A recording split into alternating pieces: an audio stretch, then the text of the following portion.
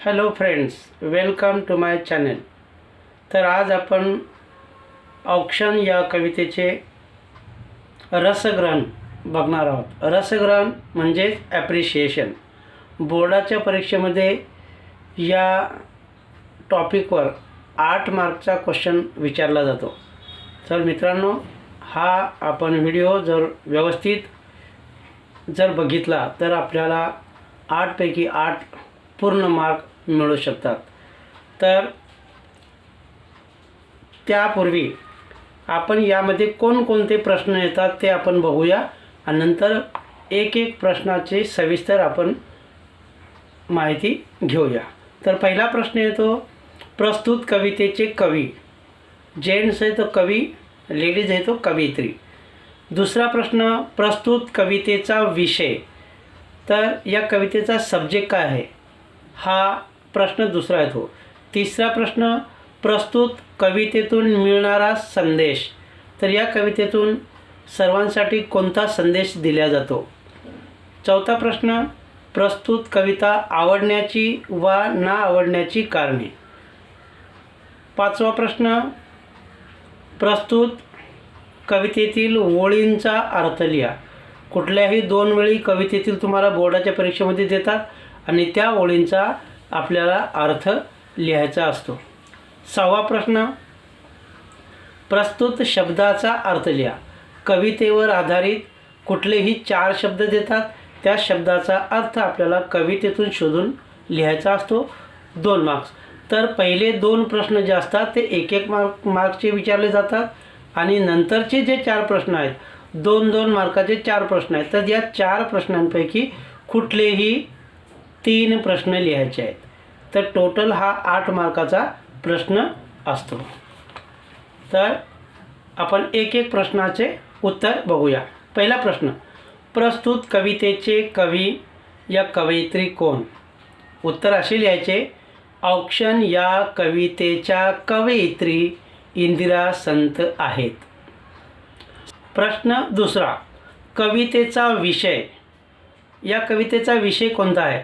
तर त्याचे उत्तर असे येईल, देशाचे प्राणपणाने रक्षण करणाऱ्या सीमेवरील जवानाबद्दल कृतज्ञता. कृतज्ञता म्हणजेच केलेले उपकार जाणणारा. कृतज्ञता म्हणजे हिंदी में क्या आएगा, किए हुए एहसान को जानने वाला. कृतज्ञता. तर कृतज्ञता व्यक्त करणारी कविता ही कविता आहे आणि सैनिकांच्या पराक्रमावर असणारी श्रद्धा या कवितेत कवयित्रीने सांगितलेली आहे. दुसरा प्रश्न झाला. आता पुढचा प्रश्न, तिसरा प्रश्न, कवितेतून मिळणारा संदेश. तर या कवितेतून आपल्याला कुठला संदेश मिळतो. उत्तर, सैनिक आपल्या देशाच्या सीमेवर अहोरात्र पहरा देतात. सैनिक जो है अपने देश के सीमा पे, बॉर्डर पे रात दिन ड्यूटी करते रहते, पहरा देते रहते. कधी काळी आक्रमण झालेच तर, अगर कभी शत्रु लोगों ने हमला किया तर ते धैर्याने शत्रुशी मुकाबला करतात. बड़ी हिम्मत से शत्रु लोगों के साथ में वो क्या करते, उनका डट के मुकाबला करते. त्यांचे भले व्हावे यासाठी आपल्या देशातील जी गरीब जनता आहे ते त्यांच्या आसवांच्या ज्योतीने ते सैनिकांचे औक्षण करतात, त्यांना ओवाळतात. जवानांच्या शौर्यापुढे नतमस्तक होण्याची शिकवण.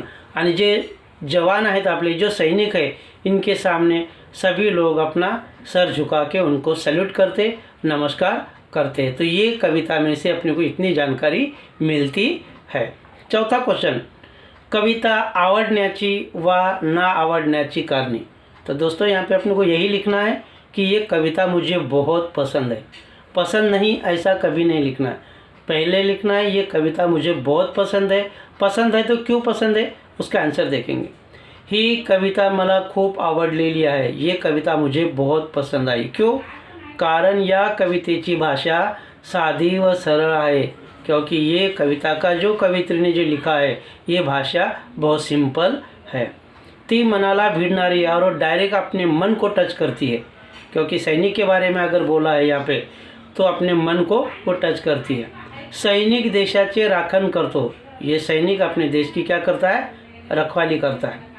अशा सैनिकाला जनता काहीही उपहार देऊ शकत नाही. और ऐसे सैनिक को अपने देश की जनता सैनिक को देने के लिए उनके पास कुछ भी नहीं है. उपहार मतलब गिफ्ट देना, उनके पास कुछ भी नहीं. तो ये क्या दे सकते हैं अपने सैनिक को? फक्त त्यांचे भले चिंतन, उनका अच्छा होना चाहिए. और इसलिए ये अपने आंसुओं से उनका औक्षण करते हैं. और इसी के वजह से ये कविता मुझे बहुत पसंद आई है. आगे का क्वेश्चन आएगा, 5वां क्वेश्चन. या कवितेतील ओळींचा अर्थ लिहा. तो दोस्तों ये कविता का अगर मीनिंग लिखना है, जो भी एग्ज़ाम में जो कविता का 2 लाइन दे देंगे तो ये कविता का लाइन का मीनिंग देखने के लिए आपको ऑप्शन, ये कविता का पूरा स्पष्टीकरण मैं स्पेशल इसके ऊपर एक वीडियो बनाए और डिस्क्रिप्शन में उसका मैं लिंक आपको दिया है. तो ये डिस्क्रिप्शन में जाके कविता का लिंक आप देखेंगे तो सभी लाइन का अर्थ आपको मिल सकता है.